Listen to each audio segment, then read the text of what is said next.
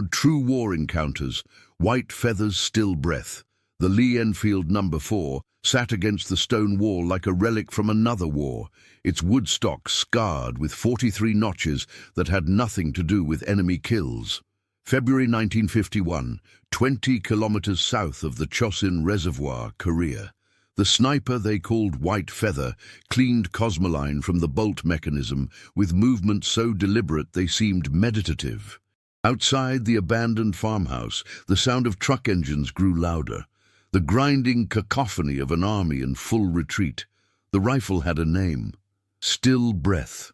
Not for the white feather he kept tied to his pack, but for the breathing technique that made him invisible, a meditation pattern that slowed his heart rate to 42 beats per minute, creating a 3-second window of absolute physiological stillness before each shot. His spotter, a kid from Ohio named Carver, had watched him fire 17 rounds in 12 minutes without his scope reticle wavering by a millimeter. White Feather had been a competitive shooter before the war, a man who understood that precision wasn't about the weapon. It was about the silence between heartbeats. The Lee-Enfield was a Mark I III, modified with a No. 32 telescopic sight, chambered in 303 British. By 1951 standards, it was obsolete. Everyone wanted semi-automatic Garands or the new M1 carbines. But this rifle did one thing flawlessly: it held zero. 3 years of combat, frozen rivers, monsoon rains, dust storms, the rifle never drifted. At 2200 hours, the civilian column appeared through the snow. 43 Korean families, mostly elderly and children, fleeing south with everything they owned, loaded onto ox carts and A-frames. They'd been caught between collapsing UN lines and advancing enemy forces. Now they were stalled at a blown bridge, exposed in a narrow valley with nowhere to go. Lieutenant Morrison, the battalion commander, gave the order at 22 to 30 hours, abandon the position by 2300, before enemy artillery found their range. No mention of the civilians, no plan to evacuate them. The doctrine was clear: tactical withdrawal took precedence over everything else. Morrison was West Point, third-generation military, a man who'd spent 6 months arguing that snipers were obsolete in modern mechanized warfare. White Feather watched the families through his scope: an old woman adjusting a child's coat against the wind, a grandfather pulling an ox cart with one arm, the other hanging useless at his side. He thought about his own daughter, 8 years old, safe in Virginia. He thought about the breathing technique his grandfather had taught him: 4 counts in, hold 7, 8 counts out. The pattern that made fear disappear. Carver appeared at his shoulder. "We're pulling out in 15 minutes, the spotter said quietly. White Feather didn't lower the scope. "Those families won't last an hour." "Not our problem. Orders are orders. Orders don't know what I can see from here." At 22:47 hours, enemy scouts appeared on the ridgeline 800 meters northeast, 3 soldiers moving between trees, surveying the valley road. They were mapping firing solutions for mortar teams.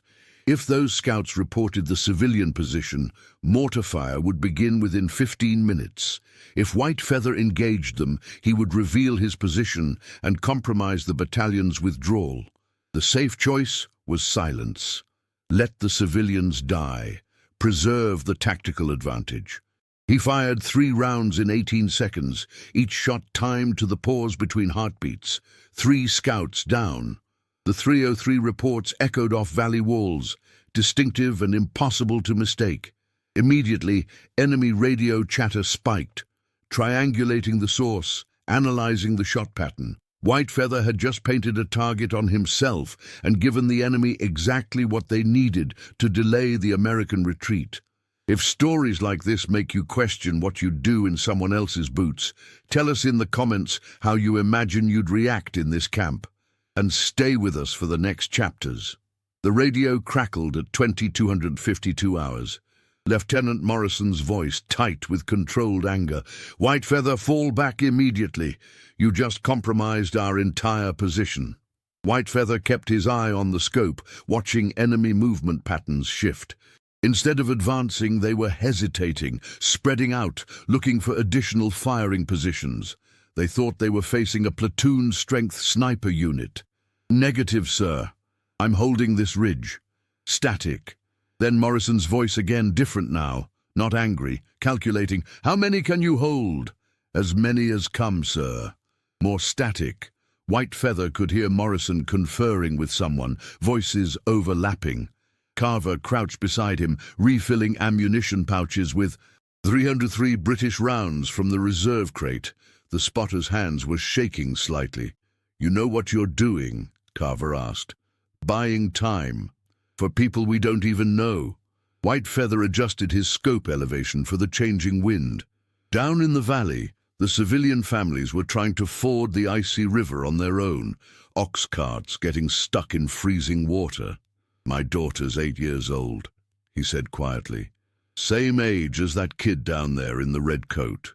At 23:01 hours, Morrison's voice returned. "White Feather, I'm halting the convoy, positioning 2 Shermans at the bridge for cover. Engineers are rigging a temporary ford. You have exactly 30 minutes to hold that valley road. After that, we're gone, with or without you." White Feather felt something shift in his chest. Morrison had never spoken to him directly before that night. The man who'd argued snipers were obsolete in modern warfare was betting the entire battalion's safety on one rifleman with a bolt-action rifle. "Understood, sir. 30 minutes. Carver let out a breath. "He's actually doing it. Morrison's actually doing it." "He's doing the math," White Feather said. "Same math I am. 216 people down there. Against what? Orders? Doctrine?" The first enemy fire team appeared at 2304 hours, moving down the opposite ridge in a tactical column. White Feather fired 4 rounds in 26 seconds, 2 soldiers down, 2 diving for cover. The mathematical message was clear. This ridge was occupied by a skilled shooter with excellent sightlines. The enemy fire team retreated, regrouping. But more were coming. White Feather could see them through the scope, small groups moving through the trees, probing for weaknesses. They were emboldened by the halted American retreat, smelling an opportunity to encircle the stalled convoy. He moved to a second firing position, 30 meters east along the ridge. Fired 3 rounds at a different angle, moved again, fired from a third position. The illusion of multiple shooters, coordinated fire, a prepared defensive position. His breathing never changed. 4 counts in, hold 7, 8 counts out. Heart rate 42 beats per minute. The rifle became an extension of the silence between heartbeats. At 2318 hours, a North Korean machine gun team set up a Degtyaryov DP-28 on the opposite ridge and began suppressing the Sherman tanks, trying to prevent them from covering the civilian crossing. The machine gun had a gunner's shield, 10 millimeters of steel, that could stop rifle rounds at most angles. White Feather calculated the geometry. 700 meters. Elevated position. Gunner's shield with overlapping cover. There was a 10-centimeter gap where the shield plates joined. He would need to thread the bullet through that gap at an angle that accounted for wind drift, bullet drop, and the shield's deflection angle. He fired 4 rounds in 38 seconds. The machine gun went silent. Carver was staring at him. "That's not possible." "Ballistics," White Feather said calmly. "Just ballistics." Down in the valley, the first ox cart reached the southern bank. Then another. The families were moving in absolute silence, children held by grandparents, everything they owned abandoned on the northern side except what they could carry. White Feather felt something he hadn't felt in 3 years of war. Hope measured in minutes. At 23:25 hours, with 4 minutes left before the deadline, White Feather heard Morrison's voice on the radio again. "Last carts crossing now. Disengage and fall back." White Feather fired his final magazine, 10 rounds in 40 seconds, not at enemy soldiers, but at the jerry cans of diesel fuel the engineers had left at the ford site. The fuel ignited, creating a wall of fire that bought the convoy an additional 6 minutes of separation. He slung the Lee-Enfield across his back, the barrel too hot to touch, and began moving. Carver led the way through the snow, both of them running in a combat crouch, using terrain features for cover. Behind them, enemy forces were regrouping, probing the burning Ford site, trying to understand what had just happened. They reached the fallback position at 01:47 hours. Whitefeather's hands were shaking now, not from fear, but from the adrenaline crash after 42 minutes of absolute physiological control. Morrison met him at the perimeter checkpoint. The lieutenant looked different somehow, smaller, more human. "How many rounds?" Morrison asked. Whitefeather showed him the empty ammunition pouches. 63, 303, British, 42 minutes. Morrison was quiet for a long moment, looking at the obsolete rifle slung across Whitefeather's back. "I recommended you switch to a Garand 3 months ago." "Yes, sir. I was wrong." It was the first time Whitefeather had ever heard a West Point officer admit error. 3 days later, the after-action report landed on Morrison's desk. Estimated enemy casualties: 12 killed, 22 wounded. 0 American or civilian deaths during the withdrawal. The report noted, clinically without emphasis, that all 34 confirmed enemy casualties had been inflicted by a single rifleman using a weapon the U.S. Army had declared obsolete. But the deeper story emerged 6 weeks later, when Army intelligence analysts reviewed intercepted enemy radio communications from the night of February 12, 1951. Whitefeather was in the mess hall when Morrison found him, carrying a folder marked "Classified." "You need to see this," Morrison said, sitting down across from him. The intercepted radio transcripts told a different story than the one Whitefeather remembered. North Korean commanders, listening to the pattern of rifle fire, different positions, different angles, consistent accuracy, had concluded they were facing a platoon-strength sniper unit using coordinated fire. Possibly American Special Forces. They'd held back 2 full companies of reinforcements, fearing a trap. 1 man, 1 rifle, 1 breathing technique, had created the tactical illusion of overwhelming force simply through impossible consistency. Morrison looked up from the folder. "Their doctrine says modern warfare requires volume of fire over precision. They couldn't conceive that a single shooter could maintain that level of accuracy under those conditions. So they invented an explanation that made sense to them: multiple shooters." Whitefeather felt something cold settle in his stomach. "They were wrong about doctrine," he said quietly. "Same as we were. Same as I was," Morrison corrected. "I told you snipers were obsolete. That bolt-action rifles were museum pieces. That tactical withdrawal couldn't accommodate civilian evacuations." He closed the folder. "Still breath proved me wrong on all 3 counts." That night, Whitefeather sat in his bunk and wrote a letter to his daughter that he would never send. He wrote about the 43 families, the ox carts in the snow, the red coat on the child who reminded him of her.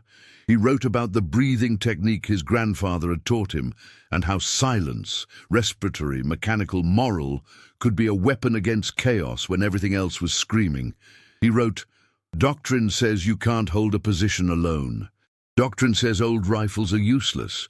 Doctrine says some people are acceptable losses, but perfect stillness can stop an army, if only for 30 minutes. And 30 minutes was all they needed. Do you think you'd cling to what you were taught back home, or to what your own eyes see in a place like this? Comment which side you'd lean toward, and share this episode with someone who loves real human stories from history." Spring came to Korea like a rumor. Gradual, uncertain, carrying the smell of thawing earth and distant artillery. Whitefeather had been rotated to a training position, teaching new snipers the breathing technique, the mathematics of wind and drop, the meditation of stillness. Morrison had personally requested the reassignment, arguing that Whitefeather's skills were more valuable as instruction than as frontline deployment. But something had changed in Whitefeather since that night. The younger snipers noticed it. The way he paused before demonstrations, the way he counted notches on the Lee-Enfield stock when he thought no one was watching. Carver, now training alongside him, understood. "You're thinking about them, aren't you? The families. White Feather was cleaning the rifle, the same ritual he'd performed 1,000 times, wondering if they made it, if that kid in the red coat is still alive. Does it matter? We did what we could. That's the problem, White Feather said quietly. What we could do, what I could do with this rifle, it mattered, but doctrine said it shouldn't. Morrison was ready to leave them behind because the manual said tactical withdrawal comes first. He held up the rifle. This weapon is listed as obsolete in every official document, but it saved 216 lives because someone refused to believe the documentation. A new sniper, fresh from basic training, approached hesitantly. "Sir, I heard you engaged enemy forces for 42 minutes with a bolt-action rifle. How is that even possible?" White Feather looked at the young soldier, maybe 19, eager, trained on the latest equipment. "What rifle did they issue you?" "M1 Garand, sir. 8 rounds, semi-automatic, superior rate of fire. And if I asked you to hit a 10-centimeter target at 700 meters?" The soldier hesitated. That's beyond effective range for the Garand, sir." White Feather handed him the Lee-Enfield. "This rifle is 40 years old. Bolt action, manual reload. Everything you've been taught says it's inferior. But it has something your Garand doesn't: consistency. It holds 0 across 3 years of combat. And when you need 1 perfect shot instead of 8 mediocre ones, this obsolete weapon becomes the only thing that matters." He showed the soldier the breathing technique. 4 counts in, hold 7, 8 counts out. Technology doesn't make you better. Stillness does. The soldier tried it, struggling to slow his breathing, his heart rate still elevated. "How long did it take you to learn this, sir?" "My whole life," White Feather said. "My grandfather taught me when I was 6 years old. He said hunting wasn't about the kill, it was about becoming so quiet that the world forgets you're there." That evening, Morrison appeared at the training range with another folder. "You're not going to like this," he said. The folder contained a draft directive from High Command. All Lee-Enfield rifles were to be phased out by June 1951, replaced entirely by semi-automatic weapons. The justification cited modernization of tactical doctrine and increased battlefield efficiency. White Feather read it twice. They're doing it again. Doing what? Letting doctrine override reality. This directive doesn't say Lee-Enfields are less accurate. It says doctrine prefers volume of fire. But we both know accuracy beats volume when it matters. Morrison sat down on the ammunition crate. "I've been thinking about that night," he said. "About why I changed the order, why I halted the convoy." "You did the math," White Feather said. 216 lives against— "No," Morrison interrupted. "I didn't do math. I did the opposite of math. Every calculation said leave them. Every tactical consideration said preserve the battalion. Every piece of doctrine said civilians are acceptable losses during combat operations." He looked at White Feather. "You ignored all of that, and somehow, impossibly, you were right. That's what I can't reconcile, how doctrine can be so consistently wrong when someone like you refuses to follow it." White Feather picked up the rifle, feeling its familiar weight. Maybe doctrine is designed for normal circumstances, and war is never normal. The revelation came in August 1951, 4 months after White Feather had been rotated stateside. He was home in Virginia, trying to readjust to civilian life, when a letter arrived from Korea. The handwriting was unfamiliar, careful, formal in English that had clearly been practiced. The letter began, "Dear White Feather Soldier, I am grandfather who you save with family at Cold River." White Feather read it 3 times before his hands stopped shaking. The letter explained that the old man, Lee Sung-min, had been a translator for the U.S. Army before the war. He'd tracked down White Feather's name through battalion records and Morrison's help. The letter was brief, factual, and devastating in its simplicity. 43 families crossed river that night, all alive, children now in school. My grandson in red coat, his name Jun-ho, asks me every day about sniper who save us. I tell him, American soldier refused to leave us behind. He use old rifle nobody want anymore. He breathe very slow, shoot very perfect. He choose us over his orders." The letter continued. "Jun-ho ask me, why soldier do this? I tell him truth. Some men follow doctrine. Other men follow heart. Your heart say we are not acceptable loss. Your heart more powerful than enemy army." There was a photograph enclosed. Lee Sung-min, his grandson Jun-ho in a red coat, and 42 other families standing in front of a new school building in Busan. They were holding a banner with English words painted carefully, "Thank you, still breath soldier." White Feather showed the letter to his daughter, now 9 years old. "They remembered," she said quietly.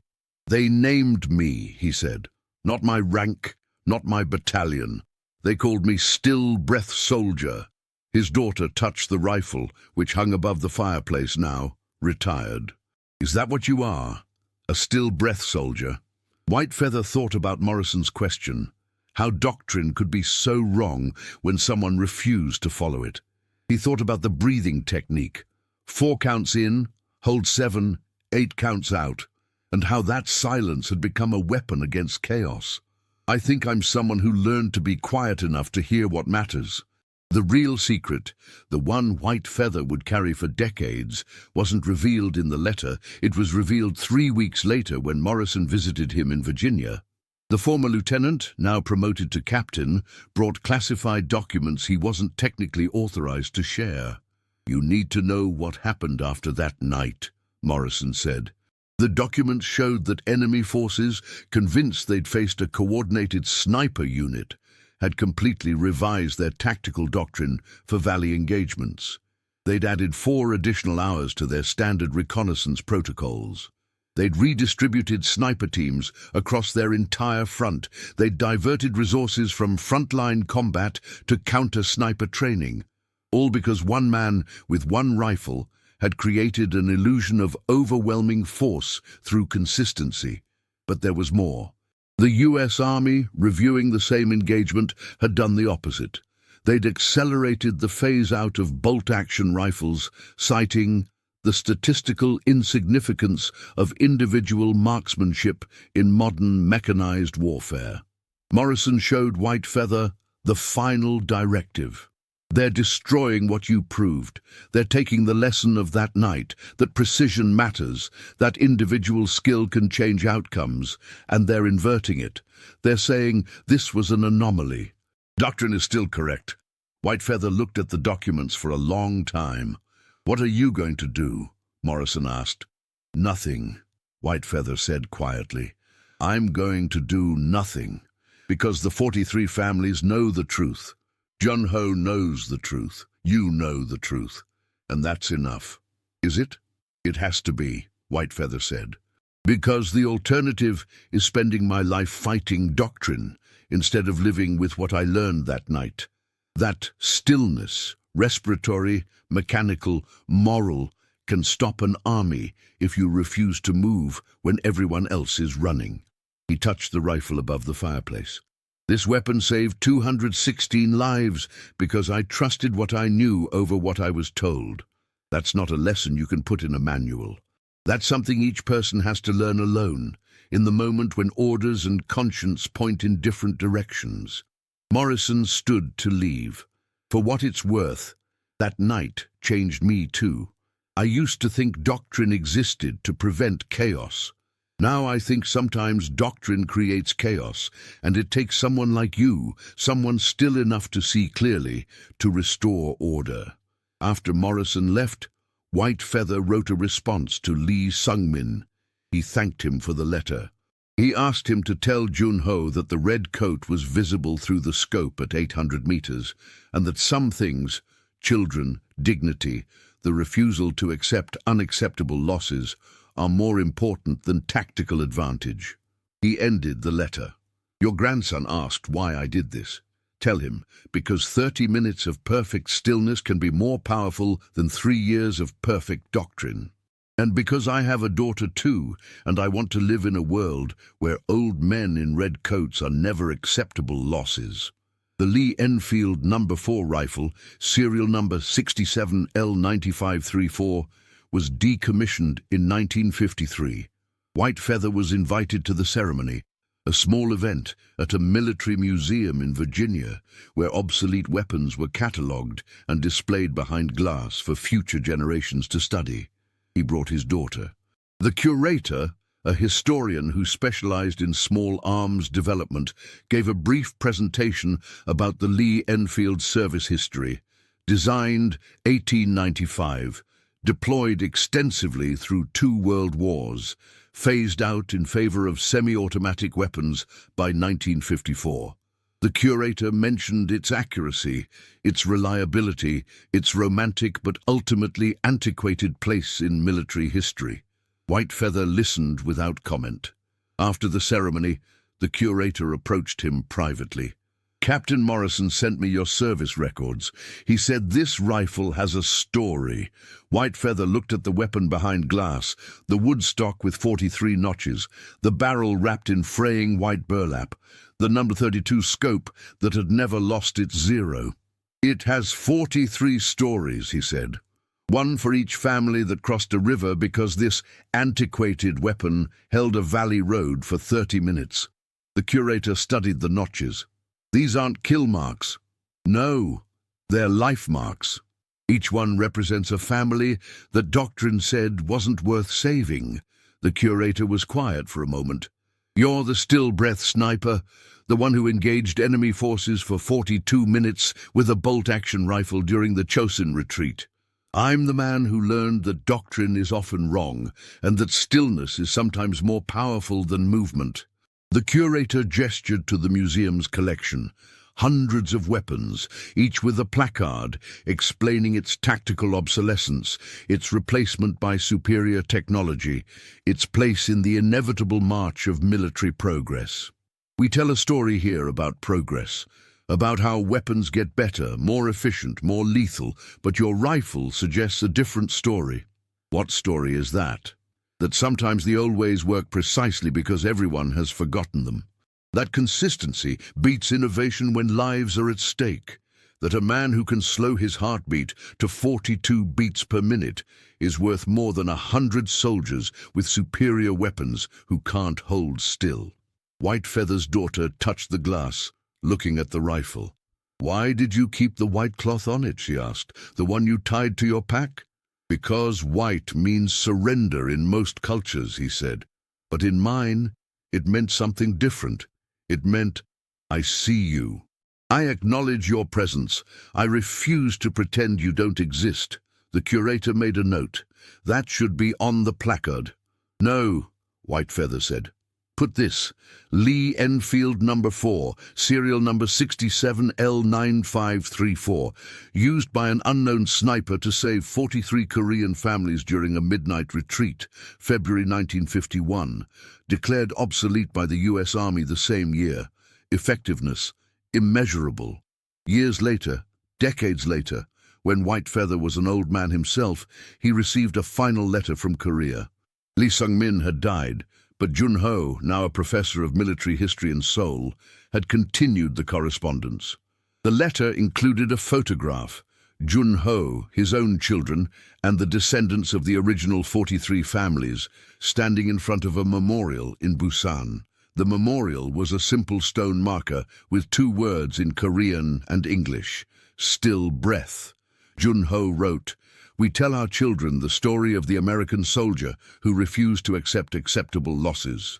We teach them that doctrine is a tool, not a truth.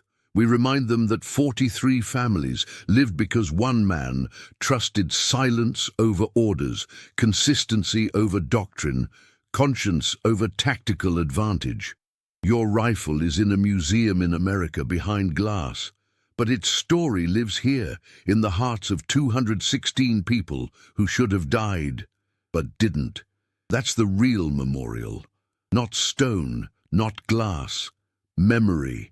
Whitefeather read the letter to his daughter, now a grown woman with children of her own. "Do you think it mattered?" she asked. "Everything you did that night?" He thought about the breathing technique. 4 counts in, hold 7, 8 counts out. He thought about 43 notches on a rifle stock. He thought about Jun-ho's question, "Why did the soldier do this?" "I think stillness matters," he said finally. In a world that's always moving, always following doctrine, always accepting what it's told to accept, stillness is an act of resistance. Perfect breath control, perfect mechanical consistency, perfect moral clarity about what's acceptable and what isn't. He looked at the photograph of the memorial. Those families lived because I refused to move when everyone else was running, because I trusted an obsolete rifle over modern doctrine, because I learned a long time ago from my grandfather that silence, true silence, complete stillness, can stop an army if you're willing to hold it long enough. His daughter held the photograph carefully. "That's what you want people to remember?"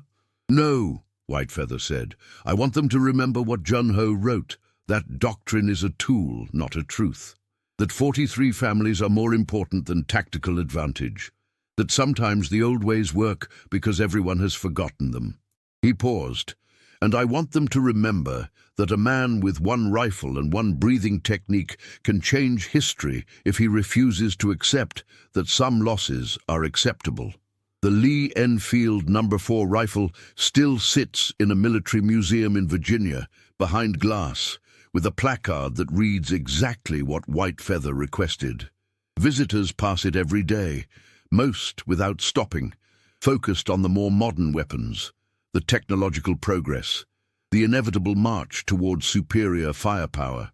But occasionally, rarely, someone stops, reads the placard, counts the 43 notches, and understands that sometimes stillness is more powerful than movement, that breath control can be a weapon, and that the quietest act of resistance is refusing to run when doctrine says acceptable losses are inevitable. Those people, the ones who stop, who breathe slowly, who count, they're the ones who hear what Whitefeather heard that night in February 1951, the sound of families crossing a river in absolute silence, saved by a man who understood that perfect stillness can stop chaos, if only for 30 minutes. And 30 minutes was all they needed. If this story reminded you that even in the darkest times, small acts of humanity still matter, subscribe to the channel, tell us which country you watch from, and invite someone to revisit history with us in the next story.